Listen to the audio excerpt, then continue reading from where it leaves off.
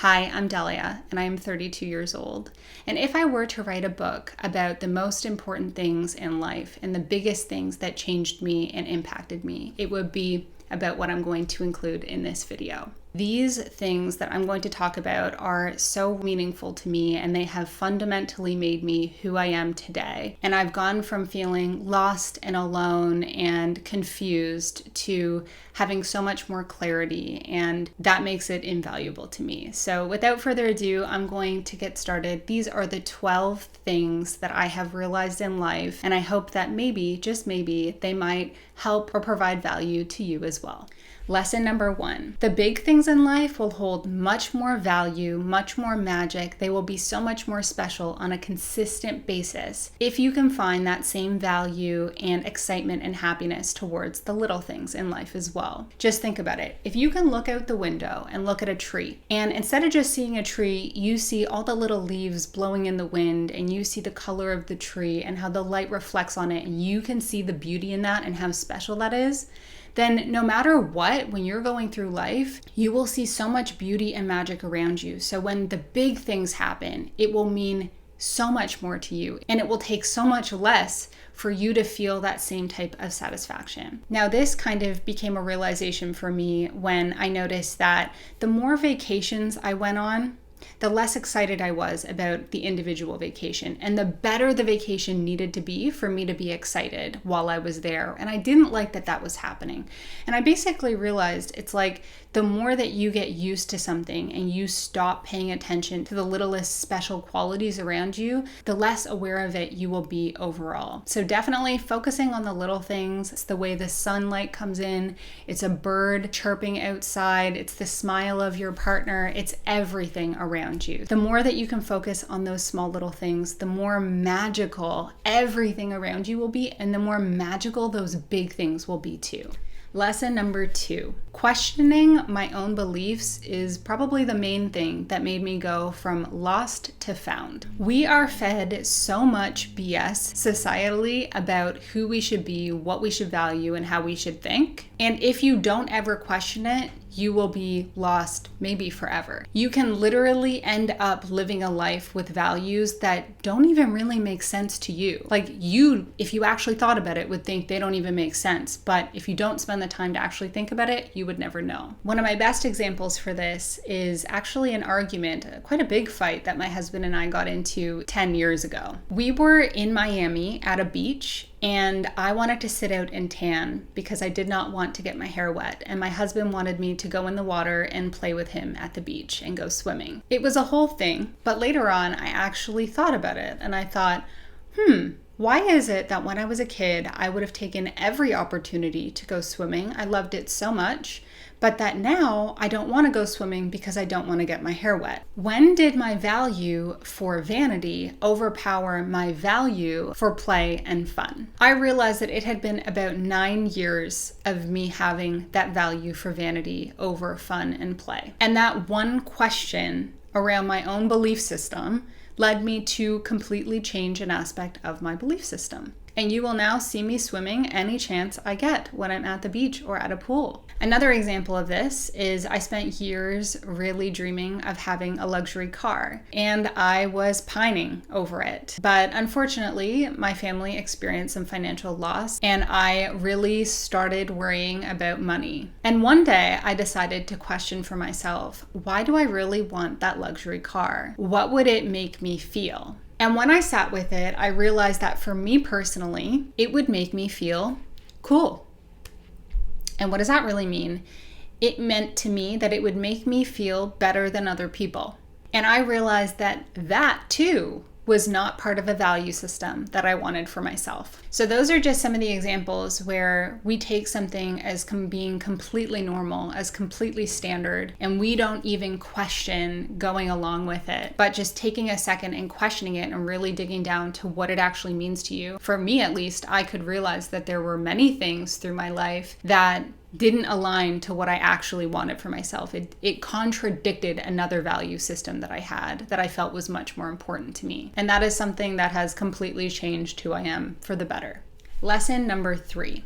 Don't live your life in pursuit of external validation or to please your parents. When you live your life in a way where deep subconsciously you are thinking, if I do X, I will be good, or I will receive love from my parents, or I will finally get that approval that I want. Think of the kids that got raised where school was really, really praised, doing well was really praised, and poor marks were really punished. They tend to go on to live their life in a way, especially career-wise, that is constantly seeking validation and approval and love from their parents. And just think about it. Is that the doctor that you would really want? Is that the dentist that you would really want? Is that the lawyer you would really want? I don't know about you, but I would definitely prefer someone that is doing their job because they're so passionate about it, because they're definitely going to do a better job. But also operating that way is a really hard way and unfulfilling way to live your life, because you're basically doing it, whether you realize it or not, you're doing it from a place of survival. You're not doing it out of a place of curiosity and interest and passion. And those are the things that make it really worthwhile. Now, I'm actually pretty lucky because I did not spend the majority of my younger years operating from this place. I was kind of a misfit in my family. So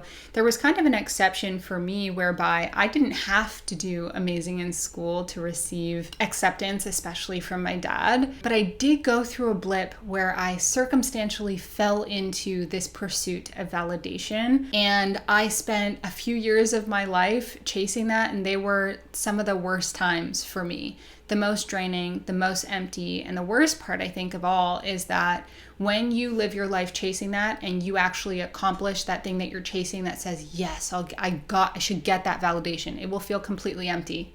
So it's not really worthwhile doing that. And that is definitely one thing that I've learned. Lesson number 4, the pursuit of cool is empty. When I say pursuit of cool, think of the TikTokers that are making trending sounds with super fashionable looks, and they're giving all the looks and trying to seem very cool. To me, no hate against them, but to me, that is what it reminds me of. That's a visual representation of what that looks like. It's really trying to look cool on the outside, and maybe you even start to believe it on the inside. And I spent probably 5, maybe even 6 years in that pursuit. And this was before the time of TikTok. And it seems like it's fun while you're pursuing it, trying to seem cool, trying to seem like, you know, maybe you're above other people or there's something about you that's just extra cool. But the truth is, at the end of the day, it is a complete facade. It isn't real and it's empty. And pursuing your true self, your authentic self, is so much more valuable and it's so much more worthwhile. And that leads me to lesson number 5. Being your true self, although very complicated at times, is the way that you should definitely be. We live in a world where we're told basically from the youngest time that we need to fit in, which is inherently not being your true self, and that we should only really be showing at most part of ourselves. Think in the corporate world, you're not meant to just fully be yourself, and if you do that, it will not be rewarded. But when you're not your full self, it leaves you very susceptible to becoming fragmented. After I quit corporate and I was coming back to my hometown, and I hung out with a few of my friends from elementary school, and I realized, oh my gosh, I am filtering everything that I say.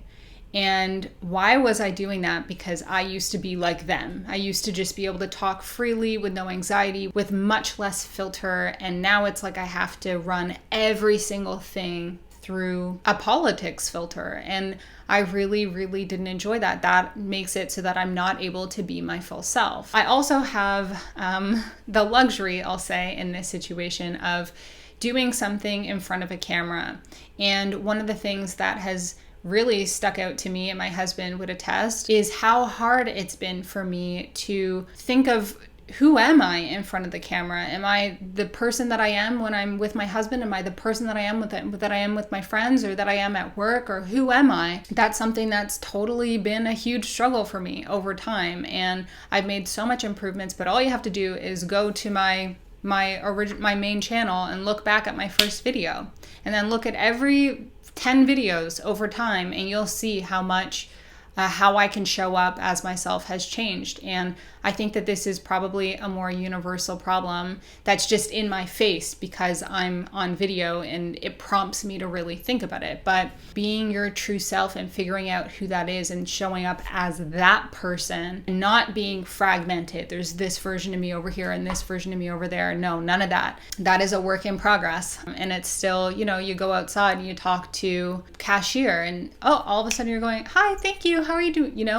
Why is that happening, right? So thinking about that and questioning that and just trying to show up as your full self without the anxieties behind it and what you've been told you need to act in a very specific way with different people. How I am showing up here right now, this is me.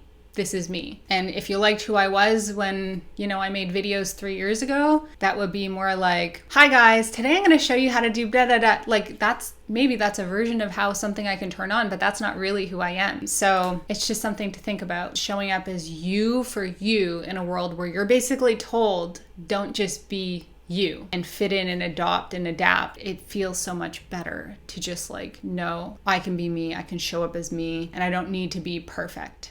Lesson number 4 is that many things that we take as personality traits are not set in stone. They were probably learned and they can be changed if you really want to. So I'm talking about things that people take as fact in terms of personality, like, oh, they just don't really talk much. They're just quiet. They just don't really talk very much. Or, oh, I just get really nervous when people argue around me. Like it just really freaks me out, puts me on edge. Or maybe it's, I get really anxious for presentations. I've always gotten anxious when I have to stand up in front of a class. Or maybe it's even, I've just always gotten nervous talking to servers or cashiers or people who I don't know. A lot of these are taken as personality traits, but they actually aren't necessarily. A lot of times these things come from our experiences. And if you want to do the work to rewire them and to shed the energy that's behind that or the fears that are behind that, it's totally possible. And I've seen it happen with my own eyes. Lesson number 8 is that I realized, and this one really surprised me, that feelings are stored in our body and that they can be expelled. So think of even someone who says, oh, I'm really anxious before a presentation. That feeling comes from somewhere. It's not because you as a person are just nervous about presentations. If you have anxiety or worry or fear or deep nervousness around money or whatever it is, any strong feeling, it's there, it's stored in your body, and you can actually work through it and get rid of it. Like that is possible. And that kind of ties into the previous one, that it's not just about this is who you are and this is your personality. There's actual tools and ways to process through that. And I absolutely did not know that. I kind of thought, okay, I'll just kind of live with that. And depending on who you talk to in the mental health field and depending on their level of training and areas of training, they may or may not even know that you can process through it fully. And that is kind of freaky, but there are many different tools that can be done. For example, somatic experiencing therapy is one that's really good when you get strong feelings in your body. Maybe you have all the cognitive parts of how you want to think about stuff down packed, but the feelings are just there, the anxiety, the fear, the nervousness, the desire to run and hide. And that can totally be worked through from a body perspective. Even types of journaling, that's really free. I saw this method of journaling and I think it really works. I tried it out. It's where you think of your most traumatic things that brings up lots of feelings and you journal on that topic straight for 4 days in a row, 15 to 30 minutes each time that you journal. And it can really process through what you're experiencing, and it can move you through from experiencing these strong emotions and rewires you in some interesting ways. So there are ways, but I just never knew that it would be something physically just stuck in your body. And that's why I think a lot of times, you can get stomach aches from stress. You can get headaches from stress. You contract your body from stress and different feelings that you have. And it's all just stuff that's trapped in your body. I never would have known that. And it's so crazy that it's like that. But that's one of the things that I learned and blew my mind, because we intellectualize everything, right? We're all about the facts. This happens because this happens, this happens. And it's all cognitive and it's all intellectualized. And this is a little different than that, right? And we're not taught that way. Lesson number 8. When communication is the main problem in a relationship, communication is not actually the main problem in the relationship. I really believe this. I have no proof other than everything that I've observed in life. But usually when communication is the main problem in a relationship, it really means that each person individually has their crap from when they were young and from when they were growing up that they have not addressed. And those individually, not about the communication between the two people, but individually is what the actual problem is. And it requires both people to have the courage to go to that place and figure that stuff out so that they can come and have open, good communication. Because if you think about it, if nobody had those problems from their childhood and they were both very emotionally and mentally mature, then there would be mature, open communication. The problem is not really communication. It's underneath that. Why do you feel anxious to communicate that thing? And why do you feel reactive when you hear that thing? And what feeling is hearing that thing making you feel? And why can't you handle that? And why is that activating to you as opposed to it, being nothing or meaning nothing to you? So when communication is the main problem, communication is not really the main problem. Lesson number 9. Strong reactions and feelings that come up are just areas of yourself that are calling to be healed. If another person might be in that situation and react fully calmly and not activated, then there's probably something going on in you and in your past that is leading you to react in that way. And it's just calling for you to look into it and to heal it. Anxiety, for me at least, is always a huge indicator that something unhealthy is happening in the way that I'm viewing or feeling about someone or something that's happening, or some level of unhealthiness in what that thing represents to me, or in my motivations for doing something, or perhaps, most likely, and overlapping those previous situations, that my wiring around this topic from when I was really young is unhealthy in some way. But either way, whenever I feel anxiety, it's actually something that's calling to be looked at, not something that should just be continued to be suppressed. Why? Because yeah, the inclination's there to suppress it, but it's going to come up again and again and again, and then you have no control over that. Another example would be, for me specifically, I went through a period where I was very, very strongly worried about money and financial security, and I realized that that was actually linked to some of the stuff I had experienced when I was younger that led me to be insecure in that area. And sometimes it's not the best thing to just let it go unattended. Why? Because even if I'm in a position where I am not financially insecure or unstable, if I'm still feeling those bad feelings for no reason, there is kind of like a cognitive dissonance. Like, it doesn't make sense that I'm feeling that way, so why am I feeling that way? And it's a mental wear and it's a mental hold, and it just weighs you down when it doesn't need to. So any strong feeling that you have, any strong thing that comes up, or when you get activated about something, it just feels very strong and overwhelming to your nervous system. It's something that's calling to be healed.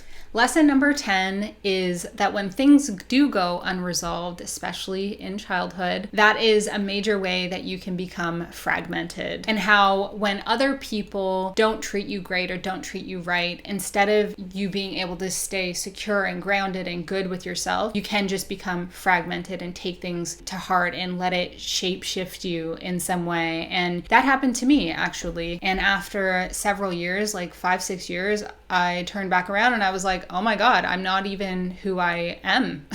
I'm not who I used to be, and I don't think I am who I am, and I feel lost. And personally, I don't think it's always, really the fault of the person that might have treated you poorly.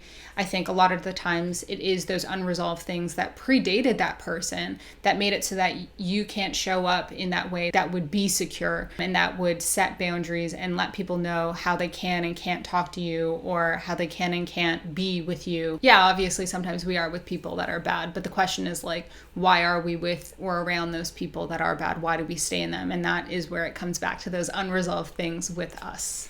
Lesson number 11 is that physical intimacy is complicated. I never thought that physical intimacy would be complicated. I don't think that that is a message that we get. I think the message that we would instead get is that if something is complicated about it, then something's wrong with you. And personally, I don't think that any of that is reflective of the truth. And here's why I think that. Just statistically speaking, about 25% of women get assaulted sexually, and 80% of those instances actually happen in the home. And personally, I really strongly believe that's probably underreported, as most of the women that I know have had at least an attempted some sort of issue occurring. And I also think that those numbers can't include the women who don't even realize that what they've experienced actually does fall into a form of sexual assault, such as guilting into intimacy or loving coercion into intimacy. So take all the women that, are experiencing some form of assault, take all the men, not just men, but take all the men that are committing assaults of varying natures, and then add in the super unhealthy industry. Take in the fact that the way that we're first learning about intimacy is often from magazines and things like Cosmo. You're the Same as Me. That was kind of my first understanding of it. All the content that says you need to do this or be this or act this way, that is unhealthy, none of which surrounds true love and connection. And then even take it down to the fact that, people often describe feeling anxious around their first kiss or wanting to have their first kiss and being nervous that they haven't had that experience or that they haven't gone to different bases or whatever. And that is kind of their first foray into intimacy surrounding anxiety. And I just wanted to highlight all this because this is so representative of our society, at least, and my experiences and the experience of those around me. And then I want to put it to you and say, is it possible that this is the landscape that we're in and that intimacy is not complicated? It's definitely complicated. So with that, I just want to say that I learned it is extremely important to listen to your body. And if you have anxiety, you need to be able to talk about it and address it and have open communication. And if you can't talk about it openly and without anxiety because the other person is taking it personally, then that is their issue that they have to work on to be able to show up in that way that's not taking it personally, and that's taking it in a very mature manner. And that you should never move forward with something physically if you feel anxiety or if you feel fear. And it's just very important to listen to your body and what it's telling you, because it's giving you a message. It's reacting appropriately to your life experiences. And that really just speaks again to tuning in to what's going on within you and doing the work and trying to heal and trying to have a healthy outlook towards it. That was a huge one that I learned in my adult life. Intimacy, you're told it's supposed to be uncomplicated, but I think it is actually complicated. And finally, lesson number 12 for me specifically is that religion is and can be very beautiful. I'm Muslim, so I practice Islam, and probably 5 or 6 years ago, I started actually learning about it in a very different way than how I was taught, because I was taught exclusively, it was like fear and guilt and the heaviness of it. And, that's people's own limitations and how they want to talk about stuff and maybe their own understanding even. But really taking the time and trying to understand it for myself has been life-changing. It's brought me so much peace and happiness. And it's all about thinking for yourself, critical thinking, reflection, and peace. And really for me, just like approaching it with an open heart and an open mind and trying to understand it. And that has meant everything to me. So there you have it. These are my 12 life lessons. These are the things that have been bopping around in my head as pretty much the most important things that have completely changed my life and my outlook on life in so many beautiful ways. And I'm so thankful to have been able to go through these life experiences and to be able to come to these places. I went through so many phases, and I'll probably keep going through different phases, but in the past, I went through so many phases that felt debilitating and where I really didn't know what to do. And that's why a lot of these learnings mean a lot to me, because they were the realizations that took me out of places where I felt so lost and debilitated, and they've guided me so far. And I believe that a big part of this journey of life is to continue to learn and grow and to question and reflect. And I don't think it just stops here, but at 32 years of age, these are the biggest things, and I'm so happy that I get to share them with you. I hope that you enjoyed this video. I started this channel as kind of like an advice channel, but I also thought I would be able to upload stuff like this and other things that mean a lot to me. But as always, if you'd like to write in for some advice on life, your situations, work, relationship, whatever it is, I'm happy to give you some life advice. So if you'd like to write in, you can write in to dayswdalia@gmail.com with your situation. And yeah, that's all. Thank you so much for watching, and I'll see you soon. Bye.